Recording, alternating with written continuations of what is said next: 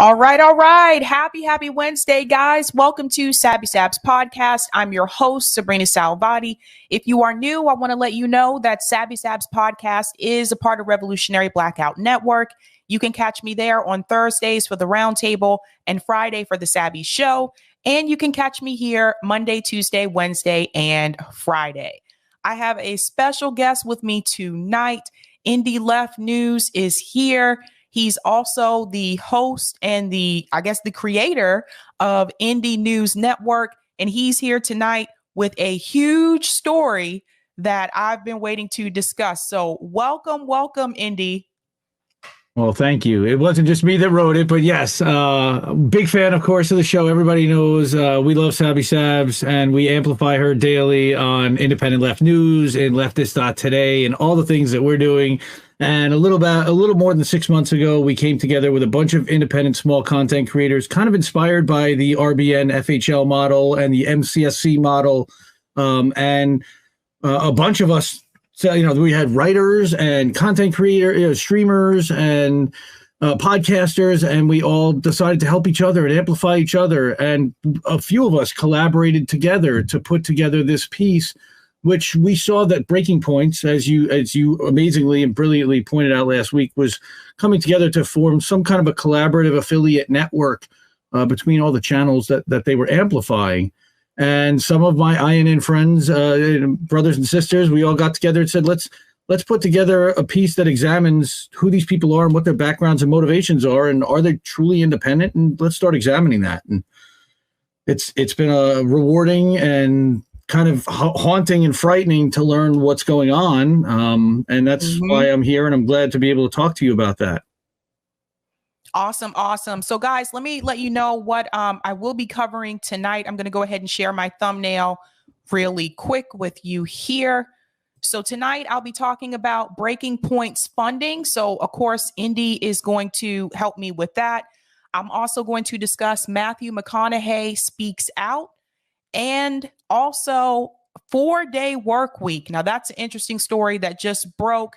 And of course, Indie Left is here. So I want to go ahead and get started with that article that you and your crew put together, Indy. So let's go ahead and share that. And I'm going to let you, take the lead from here. Oh, you're going to share. Okay, cool. All right. So yes, this is an article that we put together. Again, just in examining, first we have the video that you wanted to share, and the Big Mad Crab, who does all of our thumbnails, he's our creative director over at INN, Greg.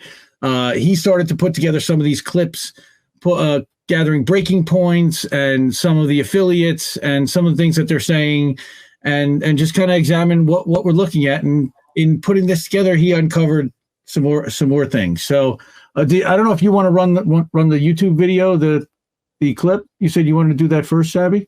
Yeah, I'll go ahead and do that first. So the name of this article is called Breaking Point's New Network Features Neocons and Squad Apologists. So before we get deep into the article, there's a lot of information here that you guys need to see. I do want to play this video here, which kind of gives you a short summary of what you should be looking out for when you are watching Breaking Points, which I think is very important. And this was put together by Big Mad Crab, who's also a part of N. So let me go ahead and actually hit watch on YouTube, because it looks a little bit better when we do that here. Cool. And here we go.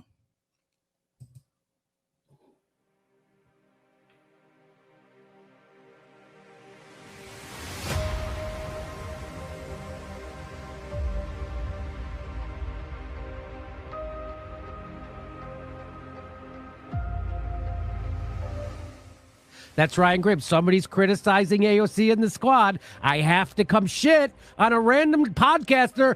I'm the DC bureau chief of the fucking billionaire-funded Intercept, and I still have to peruse Twitter defending politicians against podcasters' accurate descriptions.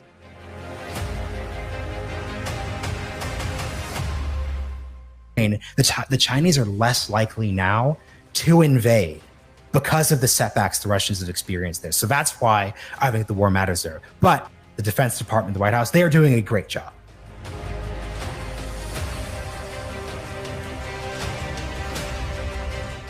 That's what we already know, that Republicans are terrible. What I tell people is if you have a conscience, you will vote third party for the rest of your life, because how dare you vote for these people? In 2020, I voted for Biden. Joe Biden, a racist, warmongering puppet and tool of Wall Street and an enemy of the workers, and somehow you're going to pat yourself on the back of you're a good person. I think Donald Trump is a danger. I think he's terrible. I also know that I'm a white person saying this. But Hillary Clinton is not slam dunk 100% better that I, as an individual, can in good conscience vote for this. There seems to be a laser focus on one party. Blinders, earmuffs. Here you saying, David, is you're giving an out for them to not do this, and that's no, I'm not giving them an out. Yeah, I'm saying I don't know the answer to when push really came to shove. If you said, I want these things that you really don't want to do, and that those lawmakers should then vote in the way that we're talking about to elect Kevin McCarthy Speaker. Just as a human being, you're misframing this. You keep, as a human being, you keep misframing the issue. She can't get 218 Democrats, then there's no speaker, right? And then it kicks back to the caucus, and then it's chaos, and then a whole bunch of people can run, and then somebody will emerge. Somebody would emerge from that process. As he points out, you don't get Kevin McCarthy as speaker.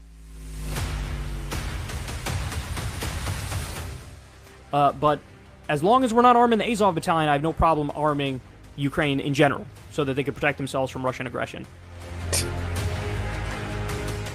Ripping us apart, dividing the country, making it impossible to function as a society, and making it impossible to know just what is true and what is false. That is why we're building something new, a new mainstream, a healthier one, something more trustworthy, something that we are going to need in one of the most pivotal times in American history. They are very comfortable and okay with multipolarity. I mean, they've laughed at me. So what is that? So what is multipolar? Right, so they've laughed at me when I'm like, God, we'll be doomed to Europe. And they're like, oh, well, in Europe they have healthcare. I'm like, yeah, but they also have no say over the global affairs of the world. I want to write the affairs of the world, the rules of the road. I want to be the only blue water navy.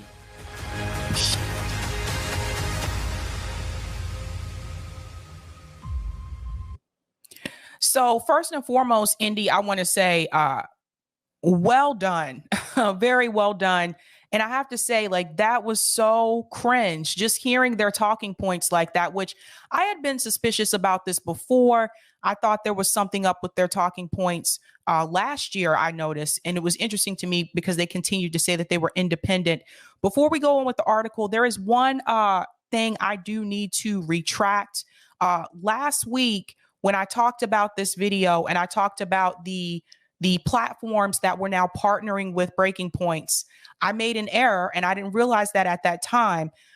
Real News Network is actually not partnering with Breaking Points. Now, I just repeated what Breaking Points said on their show, but now I was sent a tweet from Max, which I do want to share this. Someone sent this to me. Now, this is from Max Alvarez, who runs Real News Network. And he did put out this tweet.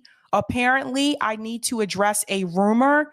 No, the Real News Network has not merged with Points Community. That's Breaking Points, by the way. That's their Twitter account. We remain an independent nonprofit network, and all of our stuff is exclusively posted on our channels. I produce a bi-weekly labor video for Breaking Points and get paid $300 as a freelancer. That's it. So I did want to come back and retract that for you guys, because I don't want you to go on, continue thinking that that's the case, because that's not the case, obviously, but that was reported on Breaking Point show. That's why I said that to you. But Max has come back and he has retracted that. So I did want to point that out to you. So I don't know what happened with that, Indy. It seemed like there was obviously some miscommunication there between the two, because they did announce that on their show. Yeah, they did. And I think that it actually took some people by surprise.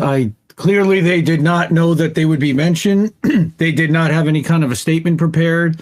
We at INN also reached out to Max to get a statement, and he sent a little bit more information over that's actually going to be included, and we're going to include his whole response quoted in the follow-up piece to this piece that we're going to go through today, and that's hopefully going to be published in the next couple of days, just tidying some things up there. But there's still a ton here.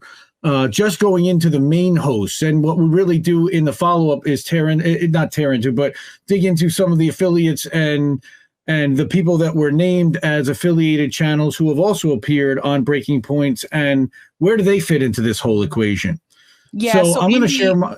Yeah, go ahead. I'll share my screen. Share, be easier. Sure, that's great. Thank you. And again, it really was a team effort, a collaborative effort. Hopefully I can see, I don't see myself on the screen, my screen. Okay, now I see it. Perfect. So again, what we have here again is that Breaking Point's new network features neocons and squad apologists. We've got Greg's incredible video, and he put that together. And what he said was, I think there's more here. And in looking at this, we started looking at some of the connections and the people behind the Breaking Points network. And are they really truly independent? They certainly announced that they were when they launched their network. But what we include a quote from Caitlin Johnstone talking about kayfabe populism and kind of setting up a fake argument and setting up what the parameters of the discussion are, both inside the mainstream media and just outside the mainstream media. So they're now, what we're saying here is that the billionaires are now not only buying the narrative that everybody's seeing primarily, but they're now also trying to buy their way into the edges of the narrative. Okay, so that they can now define what is considered acceptable to even the edges of conversation, and then suck up all the airspace that independent media used to have as well. Truly independent media, not funded or aligned with a billionaire serving their talking points and their agenda. So again, we look at the Young Turks and we look at Tucker Carlson as two legacy examples, and how they've taken big money from big establishment figures and big establishment organizations, and it's certainly affected their coverage in some way, shape, or form. Okay, right. And then we point to how the latest example of this is Breaking Points. Can I just point out something really quick, Indy? Please. Can you just scroll back up to where you show Tucker Carlson? I just want to point out that if you notice, he's not just calling out like left media, he's also calling out right media as well. So I just want to point that out. Oh, the entire right wing is a funded propaganda arm that actually gets more in line than the left does. And they get in line with talking points, and they're literally handed down talking points from above. I mean, you can see this because they literally talk about the same topics across different channels, across different shows, across different hosts. And it like it's coordinated. Well, no, it is coordinated. Okay, so I don't even really focus on or talk about those networks. They get a lot of popularity. They have a lot of eyeballs and airtime, and because they have the money to buy off the advertisers, and they're serving the defense industry, and they're serving the pharmaceutical industry, and they're serving the big money donors and Wall Street and the banks. I mean, that's who advertise on, and of course, brought to you by Pfizer. Everything is brought to you by Pfizer these days. Right. So again, we start looking at Breaking Points, right? And originally they were Rising. And let's see, how did Rising become Breaking Points?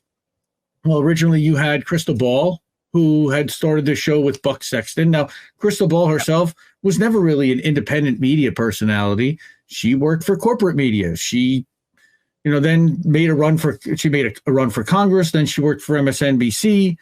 And then she started a PAC, and we can talk a little bit about the PAC that she started, and that's a little further down. Okay, and again, so Buck Sexton was the original host. It was pretty mainstream right-wing neocon stuff alongside her, and she was kind of the lefty buffer, quote unquote. But again, she talks a good game, and everybody likes Crystal Ball. She's very friendly, and she smiles a lot, and she says the right things, but what's behind her, and that's what we're looking at, is who's behind her and what's happened in the last few years, and what's her motivation? Is she really looking to gut the system and and address systemic inequality and provide mutual aid to people who are needing it and get the money in hands of people who need it right now while disrupting the wealthy people within the system, it doesn't feel that way. Right.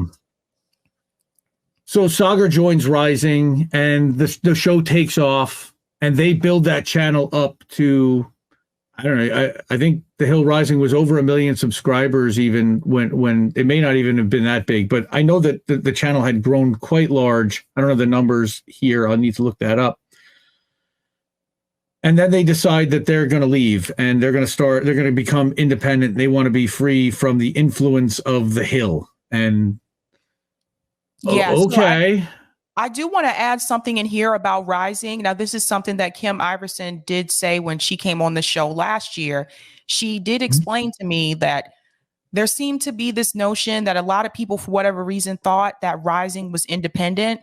And she did debunk that when Kim came on here. She did debunk that and say, no, they're part of The Hill. They're corporate. They're not independent. But people thought that, or some people thought that, because Crystal and Saga were hosting the show and there was a lot of Bernie Sanders coverage on there. But Rising is not independent. So for people who are not aware, I do want to say that. So when they said they were leaving, and they didn't have a good experience there from what I understand too. But when they said they were leaving and they were starting Breaking Points, it was like a huge thing because it was like, wow, now they finally get to be truly independent, right? Well, that's the way it was sold, and there's a video that, and I think that it was actually in the in the next clip that we're going to be cutting as part of the second article, that has we're going to start something new. We're going to be independent, and we're not going to toe the line for corporate America. It's actually kind of funny. And again, so what are they trying to do? Oh, well, let's upgrade that studio. Got to upgrade that studio. Yep, guys. But this is what really got me was this tweet.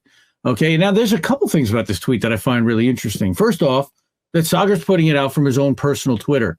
Why? Breaking Points doesn't have their own Twitter account. After all the success and all this YouTube growth, this is not an official show Twitter account. As far as I know, it's not.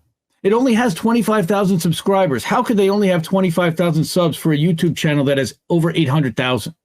Right. The other thing is that this tweet from Sagar on June 1st had only 21 retweets.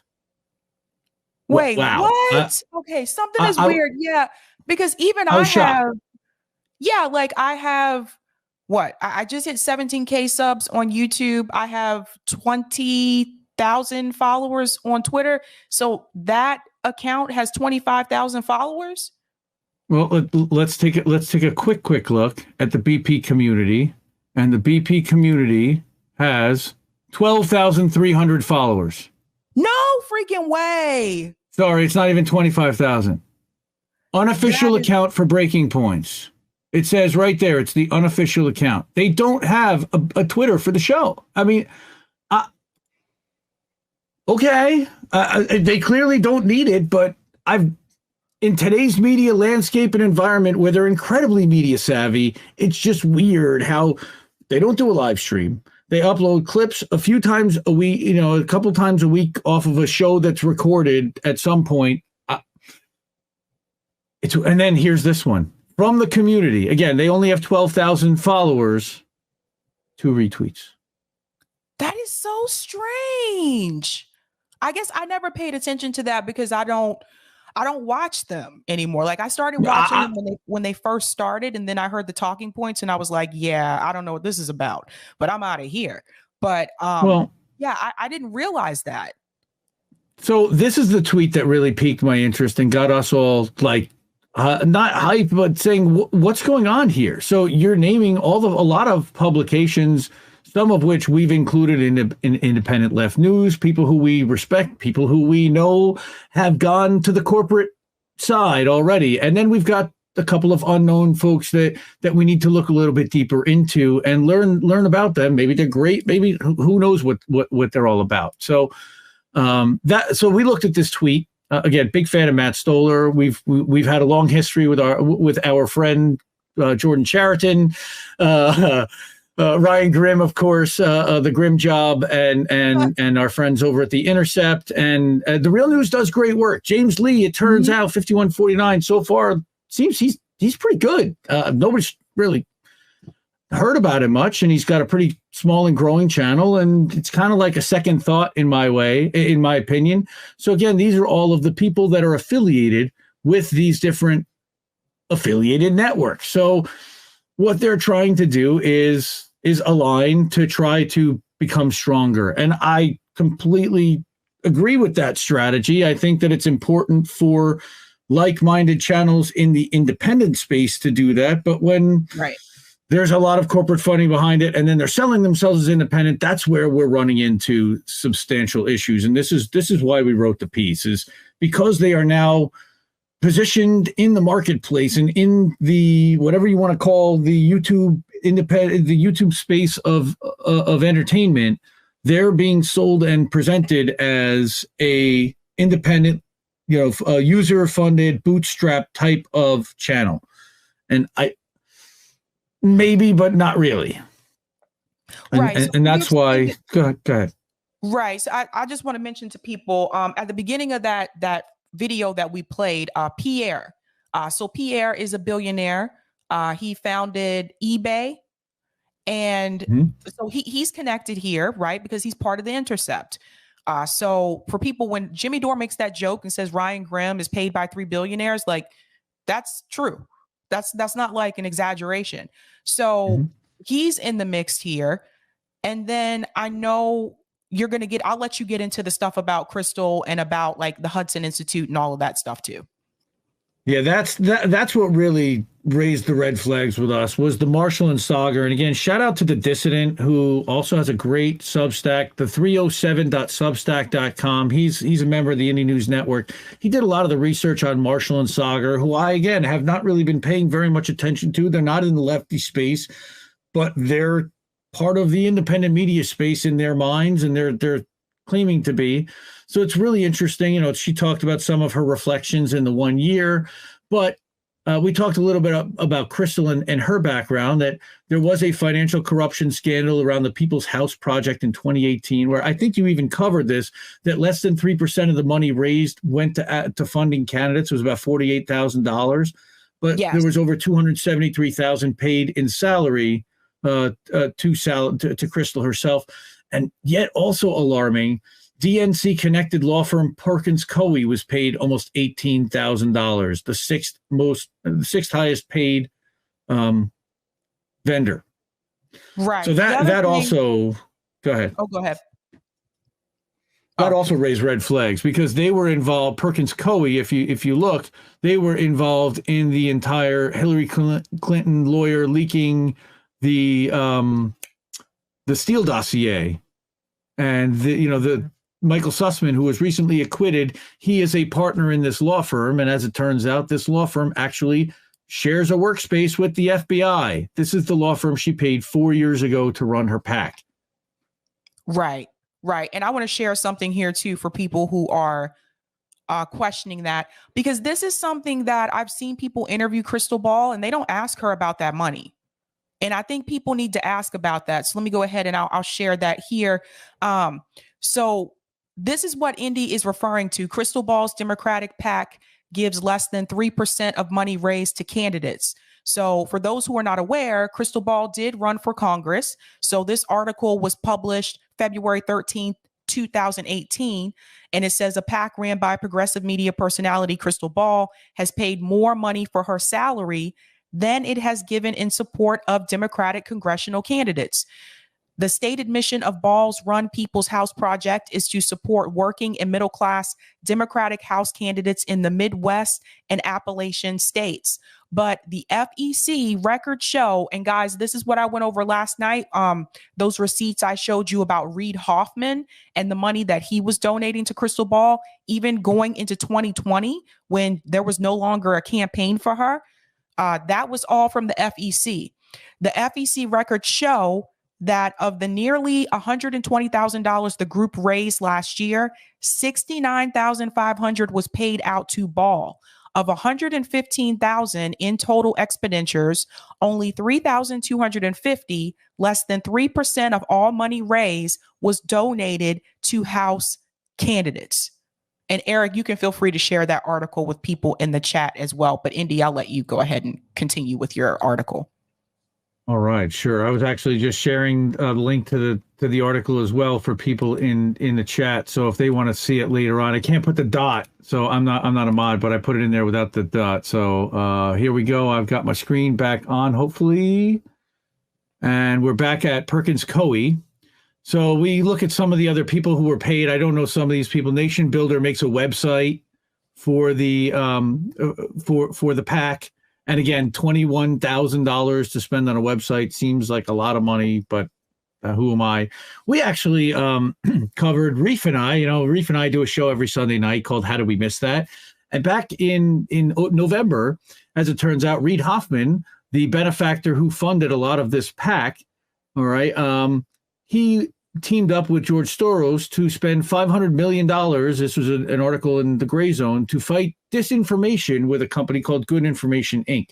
So that also somehow factors into all of this, on top of the fact that Reid Hoffman was involved in developing and launching the Shadow app, which was instrumental in knifing Bernie in the Iowa caucus in 2020. He has funded DNC, and he is heavily DNC connected. And that also has to opens into question, if this is the guy who's funding Crystal, why? And right, like the receipts I showed last night, like he was giving her thousands of dollars in 2020. Why? She wasn't a candidate then. Right. So again, we get into Marshall and Sagar and how they work for the Hudson Institute. Both the co-host of the Realignment used to actually be, as Robbie Martin says here, it actually used to be the official Hudson Institute podcast. So they basically just took it over. And who funds the Hudson Institute? Weapons manufacturers like Raytheon and Northrop Grumman. Yeah, for people who are not aware, so the Hudson Institute is a neocon think tank. And so they're backed by weapons manufacturers. They're backed by people like Northrop Grumman, which would explain some of their talking points that they have on Breaking Points and the Realignment when it comes to China. Because there's a lot of fear mongering that comes from Sagar about China. So now this is why you need to know about the funding, so you understand why people have the talking points that they have. And why they're bad on Ukraine, apparently, too. Again, have not been paying attention, but again, they're going to carry the national security state line, at least from the Sagar side. So you're going to get a lot of this fear mongering and a lot of this bombastic military saber rattling. Again, who's been on the Realignment? You've got Mike Pompeo, of course, who's now going to have to testify in a Spanish court, I think, because having to do with the UC Global case. Then we've also got Josh Rogan, again, Washington conservative establishment people, Josh Hawley, again, hardcore. Okay, January 6th, who still thinks that they should have vacated the election, which, okay, you do that. Go ahead and do that. Tom Cotton, another one who's dangerous, and he's a war veteran, extremely hawkish, never saw a war he didn't like, and led the Republicans in sending a letter, I remember, to the president of Iran, undermining the president of the United States in an unprecedented type of move. I'd never seen anything like it. So he's really dangerous, and he definitely has presidential aspirations, and he's incredibly hawkish. So we start looking at Marshall specifically, and his own Twitter bio says that he's co-host of the Realignment via the Lincoln Network. I'm like, what exactly is the Lincoln Network? So they do several things, but part of what they do is that they're a boutique think tank that works with policymakers and tech innovators to promote market-oriented ideas to strengthen American innovation. I mean, he's a lobbyist. He's being paid to say what he's saying. All right, he may believe it, and he may be paid because he actually believes it, and his beliefs actually align with the way that they're doing this, but they wouldn't be paying if he wasn't saying that the way that he's saying the things that he believes. And he's being paid handsomely, and he's wearing nice suits, and he certainly presents as a a respectable figure who you should listen to because he sounds smart. Well, can I just say something else too? It's really interesting to me how like he is basically, and I think this is important for people to understand, by him being the one black person, a part of this partnership or whatever you want to call it, he is now going to be the voice for black people. Marshall Kosloff is going to be the voice for black people. He is essentially right now a token. And I'm sorry. I hope more people are calling this out, but this is suspect. This is a problem. You mean to tell me the voice that you have? When you see these ties, okay, when you start to see that he's tied to AIPAC. Yeah, exactly. He's anti-BDS. He's against BDS. And this is the voice that they have for the black community as a part of Breaking Points. They picked a black conservative. Yep. Wow. Right. Okay. So it's kind of funny, but the conservatives are the people of color here. Yep. I do find that interesting. And I'm sure they had to search pretty far and wide, but to find one that was purported to be independent at the same time. And look, Sagar, look at those beautiful teeth. Rumor has it, and if you look at him now when he smiles, the rumor is that he had veneers, and I think he even talks about it on the show that he's had his teeth capped for veneers, and he looks great. He wears $2,000 suits he's dressed to the nines. He's well funded, and again, why? Because he also is part of the Hudson Institute. Okay, and they have the Realignment podcast that's already been monetized and has already been paying them and allows them to be able to fund all of this, on top of the fact they could potentially go get a business loan from a bank and do this bootstrapped quote, or use their own funding from the money that they had gotten over the years being funded by billionaires and think tanks and weapons manufacturers. So can I just point out for a second? I'm glad that you paused on this picture, because someone mentioned in my chat a couple of days ago that Sagar doesn't talk to Tucker Carlson. That's a lie. I think people need to remember that he actually used to work with Tucker Carlson. So you see what I'm saying? Like, why is it okay for Sagar to have a relationship with Tucker Carlson, but it's not okay for, what's his name? Aaron Mate to go on to Tucker Carlson's show? It's not okay for Chris Smalls to go on Tucker Carlson's show. It's not okay for Jimmy Dore to go on Tucker Carlson's show, but it's okay for Sagar to have a relationship with Tucker Carlson. These are the things I want you guys apparently. I want you guys to start paying attention to these things. When people start to smear people for talking to Tucker Carlson, I want you to know if they smear Sagar for doing the same thing, because I noticed they don't. Well, Sagar's a conservative, so it would be more natural that he would do that. And I think that he, that would be the argument I think you'd get for them. But what you see is that Sagar often slips into neocon talking points, and breaking points. Okay. He once hosted Jacob Hellberg, who said that we should support war with China if they invaded Taiwan, but failed to disclose that he works for a think tank funded by, again, people who would benefit heavily from war and from arming against China, who they are, trying to sell as the big bad enemy now after Russia and Ukraine is over. So where's the next conflict? It's over Taiwan that they're manufacturing. And here these guys are ahead of the game in trying to manufacture consent for arming up against Taiwan or against China to support Taiwan. Sorry. Yeah. That's one of the reasons why I could not stick with that show. Like after they first started, was because I noticed they were preaching they will say no, but they were preaching it was pro-war rhetoric. And I'm like, am I the only one that's noticing this here? So, I'm anti-war. So for me, I was just like, yeah, I cannot rock with this. I just noticed something here. Look at the ratio, by the way. So this was 136,000 votes you had. Okay. It was more than 50% yes. That's their audience, first of all. But you had only 2,100 likes, but over 5,100 comments. Yep. Brutal. Reef said, I hope Indy plays that video. Which one? Reef is in the chat somewhere. Which one? Probably the one about Marshall and astroturfing and working for the lobby in APAC. Yes. Okay. Probably. And they were disrupting a BDS protest. It's about 5 or 6 minutes long. I don't know if you want to watch the whole thing. This is where Sagar's talking about I want to be the only blue water Navy. But wait a minute, you would rather be the only blue water Navy than give Americans health care. He laid it out right there. In his own words. Wow.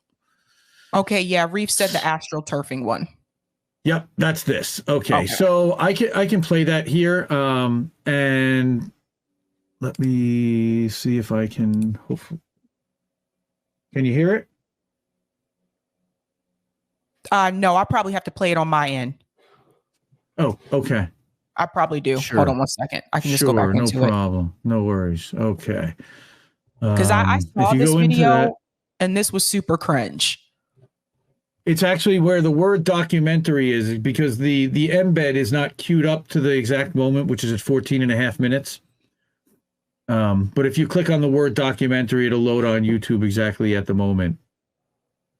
That's one little limitation of Substack, guys. Okay, I'm sorry. You said it's at 14 minutes? Yeah, it's about 14:30. They introduce Marshall, and he's sitting in a bus. Okay, I see it. All right, here we go. Let me add it to the stream. Let me stop sharing my screen. Go ahead. You got it. Okay. Eric, you might need to do volume booster on this one real quick. Yeah, I know. I remember I was listening to some of this and I was just like, what the heck? Like attention getting and just like total like no given we're gonna get to like just to like provoke everyone.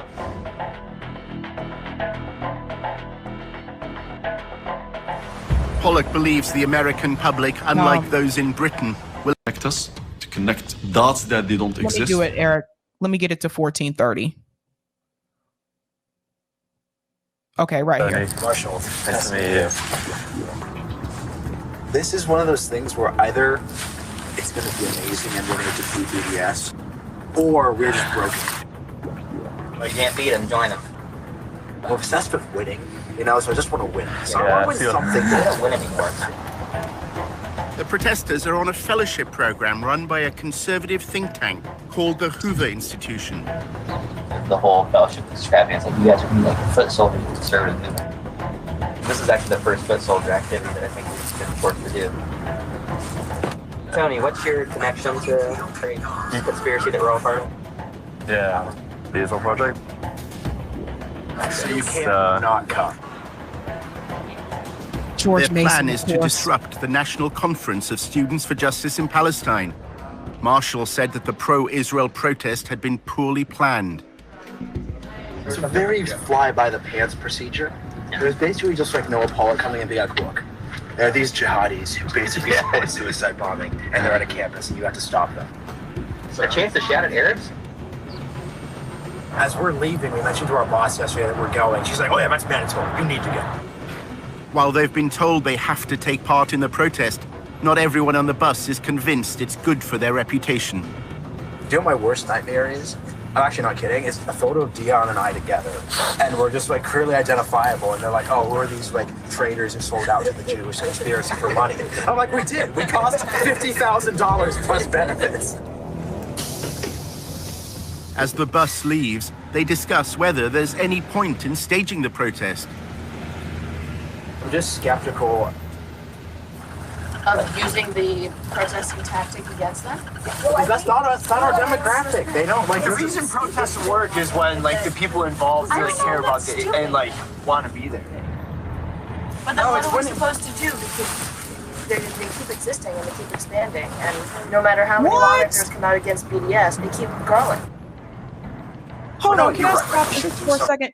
Did you guys hear what she just said? What are we supposed to do? Because they keep existing and they keep expanding. Yeah, it's gross. It's gross. Marshall actually tries to make some reasonable points in this whole thing, but he participates in the whole thing. And the thing that I said, this is the first thing they've been forced to do. Forced? What? How was he forced? I'm just asking. Okay, I'll play a little bit more here, and then I'll get back to the article. I think by the end of the day, like, the notion that the right is ever going to dominate any sort of campus protest is ridiculous. You can't just let them. No, I'm not saying that. I'm just saying And that's what happened. if I were a high-level Jewish immigrant, I would be like a little more realistic about expectations. So what would you do if you were a high-level Jewish? I continue to do what you're doing, which is focusing on the actual power structures in it themselves. Like, the reality is there's not a single college president in this country that would actually sign BDS. There is not a single... They all allow SJP to exist on their campus. Because of free speech, they cannot let them. So what are they supposed to do about it? When a protest is sponsored and organized by outsiders, but made to appear like a popular grassroots movement, it's known as astroturfing. They did a really job of getting me excited to show up and protest. It's kind of the way you're putting it kind of sounds a bit like astroturfing. No. This is astroturfing. No, this is literally the definition. There's a bus. What does that mean? So it's when you set up things. It's the difference between grassroots and astroturf. You're taking corporate money and you're manufacturing the image of a grassroots movement with corporate money by basically paying people to appear as activists. It just shows how little actual grassroots power they have and how all of their power is at the top. It's not that astroturfing is wrong, it's just that, like, your astroturf has to be, like, committed. Okay, I'm going to go ahead and stop there. Wait, what? A committed astroturf. It's hilarious. I mean, the mental gymnastics that I heard in that is wow. Okay. And again, independent media. There's your independent media. Okay, we want to go back to the article. Yep, I'm sharing it again. Okay. And again, one of the other things is that he also works with a media company called On Deck. But what's really interesting also is that he lists himself in his YouTube profile as the executive producer at Be On Deck. Now, what I find really interesting is when I go to On Deck's website and I look up Marshall, he's a podcast lead.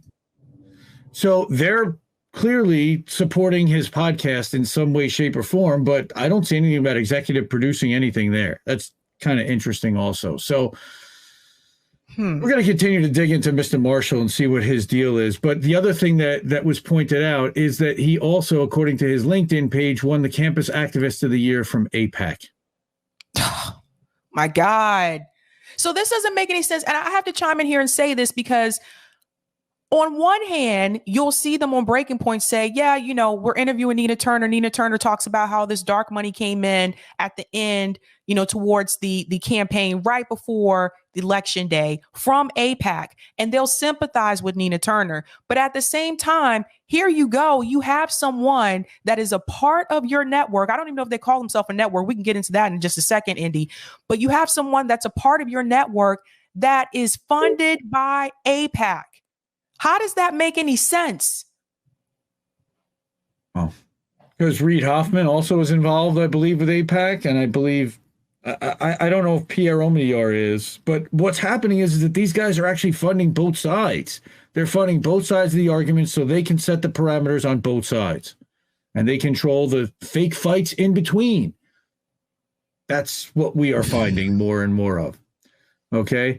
So again, here we get into The Intercept, and we know about The Intercept censoring our friend Glenn Greenwald and the Hunter Biden laptop story, which we know, of course, is true. And he does a scathing 45-minute deep dive on all the things that have gone wrong with The Intercept. And I have questions about how The Intercept was funded in the first place. And Glenn's been incredibly well taken care of for the last 8-10 years. He's got incredible integrity. He's broken some great stories. And this story is not about Glenn Greenwald. And again, this is about the people on Breaking Points. Although Sagar is a huge fan of Glenn's been involved with Peter Thiel quite a bit in founding and launching Rumble. Again, tremendous admiration and respect for Glenn Greenwald and what he founded with The Intercept. But what it became is why he left. It's incredibly disappointing to see what it became. Betsy Reed, I think, had a lot to do with that. Jeremy Scahill kind of stepping back in 2020. You didn't really see him much on the scene other than a softball interview of AOC after the election had happened.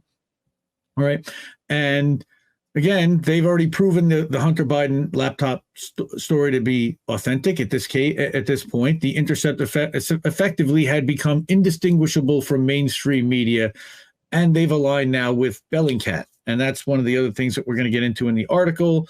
There are examples from 2018 how they were towing the line on Syria. This aligns with Bellingcat. Again, this aligns with State Department talking points where they're ignoring the OPCW whistleblowers and they're ignoring Aaron Mate's reporting on this. And they're ignoring Nils Melzer. Okay. And then you've got Mehdi Hassan, who, of course, our friend Richard Medhurst would love to throw a shoe at. Bashar al-Assad apologists. Okay, your hero's a war criminal, even if he didn't gas Syrians. Wait a minute. So now you're at least somewhat admitting to the false flag, but it's still now about Assadists. Okay, then there was the story about how they could have potentially even prevented the entire dirty war because the Snowden articles and the Snowden leaks had evidence that showed that the whole thing was the moderate rebels were funded by the Saudi government, and they've whitewashed large jihadist elements within Syria's U.S.-backed rebels. So if we had known this in advance, we would have known about a false flag operation, et cetera, et cetera. They buried these documents, or they did not uncover them until after it was too late.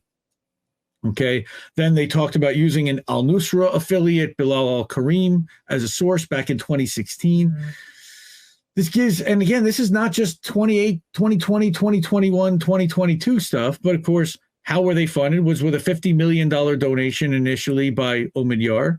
All right. And then he was using this as a write-off and providing 20 million, 30 million, 40 million a year. And then he would just all of a sudden 1 year not donate at all. And they'd have to figure out another source of funding. But as it turns out that they did.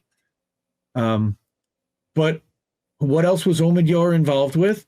Well, according to Mark Ames, he was involved in the Maidan coup in Ukraine. So now you've got your narrative managers for Ukraine directly funding the Intercept. That is disgusting, Indy. And destabilizing a democratically elected government. Okay, that's where Pierre was involved. And again, that's a document that came from Oil Price that he co-funded. Their revolutionary groups with U.S. government documents show. And this is, again, in the web archives from Mark Ames. This link is in the Substack that you can find on IndieNews.Network.Substack.com. Okay. And again, you've got Alex Rubinstein and Max also investigating Omidyar on the gray zone. And this was from In Press News back in 2019. Okay, how he's funding global information war and shaping the media landscape. Probably pretty similar to what we were talking about because he's been funding both sides for a while, left and right. So he's involved with the Intercept heavily, but he's not the only one. And this is where our friend MCSC, shout out to Robbie Yeager, Robledo Fire, Politify News, Yeager.substack.com. He put out this tweet, and this again was in 2019 or 2020, that Dustin Moskovitz was funding First Look Media Works with a $31 billion donation. Okay. It was $32.5 billion, according to the filings by Michael Bloom, who runs that fund. And that fund has a total net worth of $2.016 billion. The Silicon Valley Community Foundation. That's who donated the money to the Intercept for 2019. It wasn't Pierre. But Pierre's involved. And likely, Pierre, there's a relationship there. Again, I'm not going to speculate, and I'm not going to say that there was. I don't know that for a fact. However, there's more research here. Yeah, Robbie does really good work for those who are not he's amazing. Familiar. He's amazing. Shout out to our friend Robbie. But again, Center for American Progress, also funded by the Silicon Valley Community Foundation. Third Way. Course. Center for Popular Democracy. Sunrise Movement. All these organizations need to be more thoroughly investigated. Then you've got, again, 95% of funding for the Intercept's parent got over $97 million from Good Ventures. We talked about what Good Ventures was. It's a private foundation from Dustin Moskovitz and his wife. I mean, you just go down the rabbit hole and there's money all around this that's trying to shape influence and to make sure that certain narratives are conveyed. There's also a little bit of a dive into Matt Stoller, who is phenomenal on monopolies and phenomenal on business, but is also a China hawk. He is always talking about war with China. So what China's goal is to subvert the current international global order. I mean, who is it on us to determine the international global order? No, this is just Reef and Colin and some of our brothers over at IndieNews.Network covered this last week. They went through an older draft of this on INN News last week. So actually, that's going to be coming up tonight. I don't know. We're not going to have a chance to get through the new one, but definitely later on tonight. I think it starts at 9 or 9:30. Hop over to rockfin.com/INN. Yay, rockfin.com/INN. INN now has a Rockfin channel. We're so excited. Thank you, Rockfin. Woohoo! And for those who are just joining, because some people weren't here at the beginning, can we play that video one more time? Indy, the first one? Maybe you should run it on your side again so that we have the sound, because we had that issue before. So I'm going to stop sharing my screen so that you can pop it on yours. Cool. Let me come out. Oh, I am in there. Okay. Yeah. For those just joining, because I noticed the numbers have jumped. For those just joining, this is what we were talking about here. Breaking Point's new network features neocons and squad apologists. So I do want to play that summary video really quickly to show you guys some of the talking points. This gentleman right here in the middle, this is Pierre Odemeyer. He is a billionaire. He co-founded eBay. And of course, most of you will know the other people that are part of the network behind them. I'm going to go ahead and play this again, and then I'll say what I said again about Real News Network in just a second.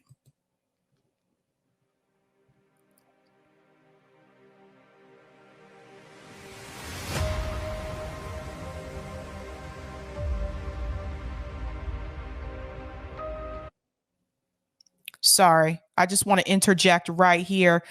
Right here, Real News Network is also added. And I do want to say that Matt, I played this earlier, Max Alvarez has come out on Twitter and said that Real News Network is not a part of Breaking Points as a partnership. He has come forward and said that that is not the case. So they did announce this on their show on Breaking Points, but Max says, no, Real News Network is not a part of Breaking Point's partnership. So I do just want to clarify that again for people just joining.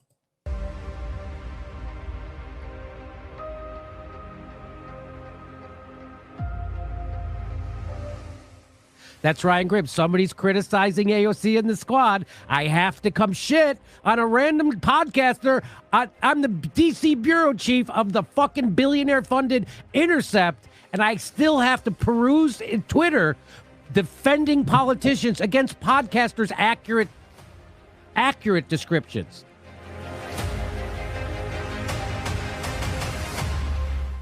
And the Chinese are less likely now to invade because of the setbacks the Russians have experienced there. So that's why I think the war matters there. But the Defense Department, the White House, they are doing a great job.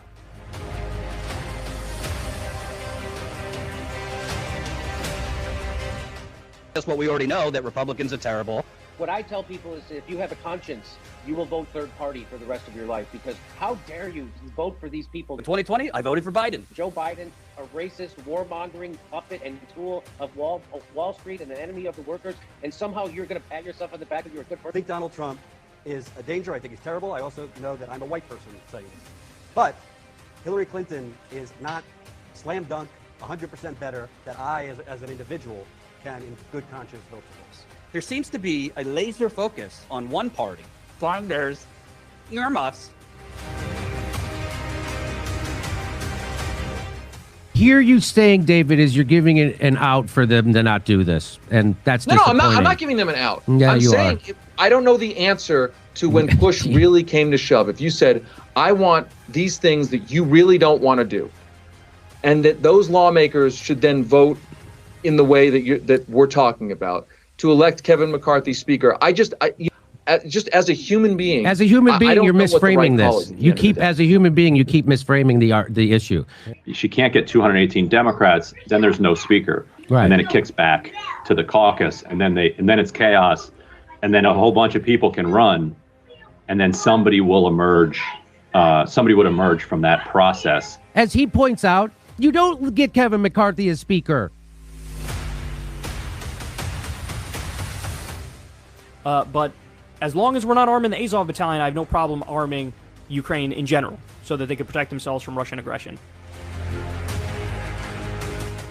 Ripping us apart, dividing the country, making it impossible to function as a society, and making it impossible to know just what is true and what is false. That is why we're building something new, a new mainstream, a healthier one, something more trustworthy, something that we are going to need in one of the most pivotal times in American history. They are very comfortable and okay with multipolarity. I mean, they've laughed at me. So what is that? So what is multipolar? Right, so they've laughed at me when I'm like, God, we'll be doomed to Europe. And they're like, oh, well, in Europe they have healthcare. And I'm like, yeah, but they also have no say over the global affairs of the world. I want to write the affairs of the world, the rules of the road. I want to be the only blue water navy.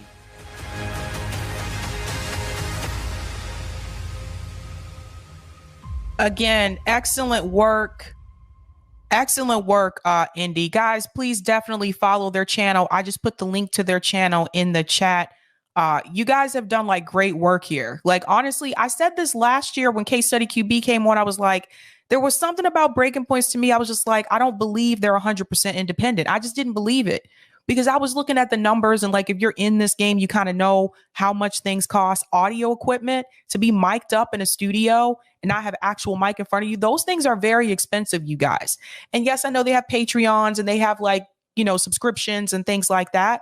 But I'm looking at somebody like David Pakman, who has millions of followers. Granted, I know David's not really left, but has millions of followers. Even David Pakman has sponsors. You know what I mean? You'll see like commercials and stuff like that, like on his show. So he doesn't claim to be something that he's not. Same thing with TYT. They acknowledge that they got that money from Jeffrey Katzenberg. So my thing is, if you are backed by billionaire money, don't come on stream. Well, not really stream because they don't really live stream. Don't come onto your show asking people for money and telling them that you're only funded by your viewers. Like, that's the problem that I have. You know how many people, since this article came out, you know how many people have reached out to me and told me that they canceled their subscription for Breaking Points because they truly believe they didn't have any other money coming in. Like, that's not right. They call themselves, we're going to make a new mainstream. I mean, they basically, they tell you what they're going to do, and they just, but we're independent. Are they really truly independent? That's what really got us all kind of looking into this, because we all are bootstrapped. We all are self-funded. We are not corporate tied. We are not billionaire tied whatsoever. Okay, we're here to represent the people. We're here to get the agenda across for the people, and we're not here to gatekeep, and we're not here to tell people that it can't be done now. And that's what a lot of these people have in common. They're all running a lane. And I'm going to talk about this in the next one, but there was just recently they did a clip where Crystal basically comes out and admits that there really is no lane for straight news anymore, and that everything is going to be catered to a specific audience, not realizing that it was really telling on themselves as much as talking about quote unquote the right wing or the left wing or whatever it is. It's all just corporate funded, serving the interests of somebody, and you have to look at who. It doesn't mean that all the work they're ever doing is terrible and that you should dismiss it completely. What that means is we need to take it into consideration. We need to take it with a grain of salt, and we need to consider what their agenda and motivation behind what they're saying, why they're saying is, and use it as a data point. Right, 100%. And this makes a lot of sense, Indy, because now when I think back on the fact that Ryan Grimm smeared the marches for Medicare for All, he smeared our General Strike Summit. Keep in mind, back then, we didn't even have 10,000 subs like back then, I don't think. He smeared all those, any type of direct action, things that we were trying to get done outside of electoral politics, here they would come in. Like people like Ryan Grimm would smear us like on Twitter. And I look back at it and I'm like, these people are controlled. Like, I feel like they're controlled opposition because it's like, you say you want better things for people, but they only want you to do it through the Democratic Party. Anytime you try to do something outside of that, with the exception of labor, Anytime you try to do something outside of that, like mutual aid or direct action, if you notice, they don't really back it. I remember when Crystal and Sagar were still on Rising, I had to stop watching them on Rising because I didn't like the talking points that Sagar had about the George Floyd protest.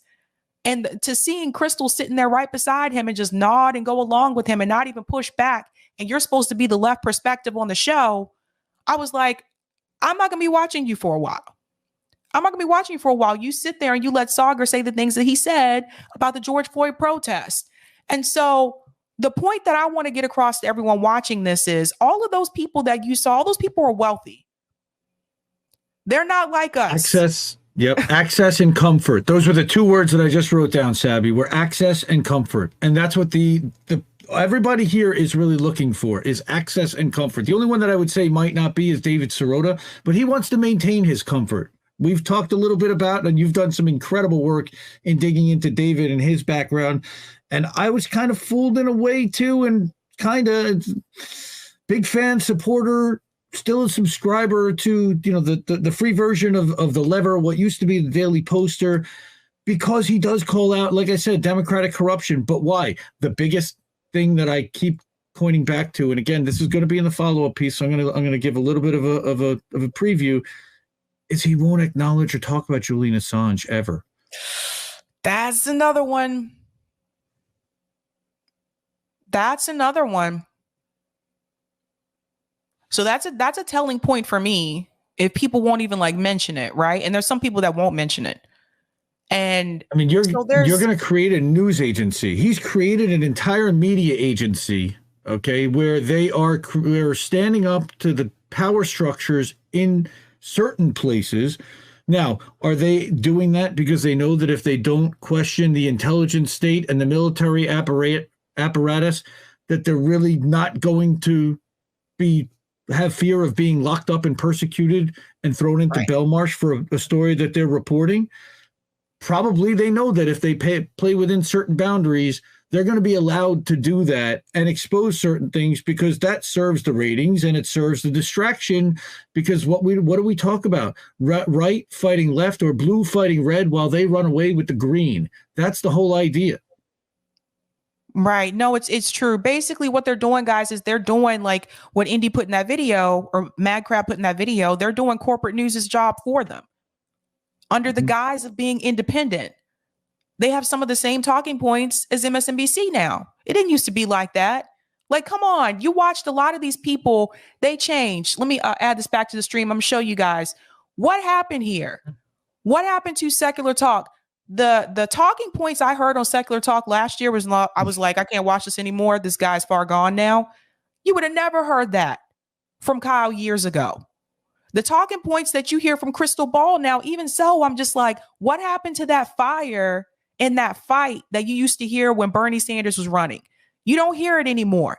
If you want to go over here, even to like Jordan Sheraton, a lot of these people, it's like they took people that had channels that were not growing anymore. I mean, we all know that Secular Talk has been losing subs. Kyle's talked about that multiple times. Jordan Sheraton said the same thing. He's been losing subs. It's like they took them, let's put them all together up under Breaking Points, and maybe that'll help their channels too. But I don't want to say I don't think they realize it. I think they do realize it. But the thing is like, people are leaving because of a reason. People are leaving because they see your talking points have changed. And I know I watched all these people through Bernie Sanders campaigns. People see the difference. We see the change. We're not dumb. So we see that you're following the money. Now you got people out here like this explains why they bring on the people that they bring on. And I want to remind everybody, for those who did not know, I did invite David Sirota on for that conversation. David Sirota didn't respond. He opened the email because I saw he opened the email. I have email campaigns, so it tells me when someone opens it. So opened the email, didn't want to have that conversation because David Sirota knew that I was going to come with receipts, that I'm going to challenge you. I'm not going to ask you these, I don't know, what do you want to call them? What is it called, Indy? Soft questions? Yeah, I mean, yeah. It's Again, they want to go through the articles that they're writing and covering on the Lever. It's creating an ecosystem that can ignore certain stories that they don't want to really cover. Right. Even though like press freedom stories. Okay. I don't know if I remember hearing the name Daniel Hale out of anybody in that group. I don't know. Chelsea Manning, I know we definitely heard about and from for sure. Right. Yeah. Softball. Softball. Yeah. We don't want to get softballs, okay? And yes, they do. And Jeremy Scahill gave a softball interview to AOC. I mean, we have such little access to these people. They don't represent us anymore. We've been talking for that. We don't even talk about electoral politics anymore. We really try not to. We're focusing on direct action and mutual aid and how do we actually bring them back to the table, because we know they're not listening to us. It's an election year. And they think that they can do this without us while knowing that the Democrats are going to get crushed across the board. And you never hear them tell you to do mutual aid or direct action. They make it seem like they present to their audience that the only option that they have is electoral politics. And that's because they don't want to do it. They don't want to do direct action. They don't want to do mutual aid. They like being comfortable. Like I said, a lot of these people are wealthy. Some of them come from money. They don't want to do anything. They don't want to get their hands dirty. They're stuck in 2019. They really are. They still think that the entire left is together and we're all going to unite behind Bernie and we're going to push the Democratic Party to give us universal health care and cut the military and do all the things that we think that the Justice Democrats should have done. Well, we know that Justice Democrats were really just Democrats, and it's really disappointing. It's not something that we take pride or laugh at about saying. It's disheartening because we put a lot of time, effort, money, energy, grassroots effort, and that got squandered. That could have been put into mutual aid and direct action. Think about the millions of dollars that were donated to AOC. You know, she's got the 4th largest coffers right now in Congress, but you'll probably get an email from her next week asking for money for 2022. Indy, I have to ask, has anyone else invited you on to talk about this article? I'm curious. I was on with Franco the other day. Shout out to Frank. I know he was on the show yesterday too. Love Franco. That's really it. You know, we talked about it on INN News. We talked about it on How Do We Miss That? We went through the article. I went through it in depth as well as tonight. And again, I appreciate you having me on and giving this story light and talking about these independent quote unquote networks, because what they're doing is they're taking up the space that an FHL, RBN, that INN, that MCSC network, that Action for Assange should be acquired. You know, again, YouTube is never recommending our channels or our shows or our videos anymore. We're off that corporate algorithm. You can clearly see actually from Kyle's channel that the minute that he stopped aligning with TYT, he went off that corporate algorithm. But somewhere Breaking Points is getting the funding to either buy the advertising to grow their channel, or that first year they had some way of manipulating the YouTube algorithm and they got some kind of preferential treatment because of the content that they were creating. And they had a team, and was that team paid? How much were they paid? Where did the funding come to pay them? All of these are questions. They're a private organization. We can't find out. And I'm not looking to expose things that are supposed to be private that are not supposed to be public. But there are definitely questions. If you're going to come and sell yourselves as an independent media agency that is going to be advocating for the people, we need to see that. Yeah, I agree with you 100%. So guys, definitely share this with as many people as you can, because you know, Indy's been on my show and he's been on Franco's show. So definitely share this with as many people as you can, because some people are not going to talk about this article because they might have friends in this group. I'm not. I've been on Misty's radio show. Misty's also awesome. Shout out to Misty Winston.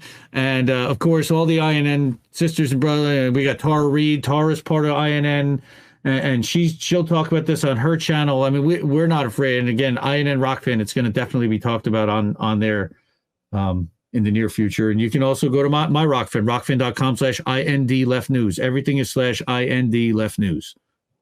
Awesome. Indy, thank you so much. And again, one more time, guys, I am going to put that link for Indy and the In Crew in the chat one more time so you can follow them. They're doing great work, you guys, and definitely share them with as many people as possible. Thanks, Thank you everybody. so much, Indy, for coming on. Keep up the great work. Thank you. Love you, Sabby. All right.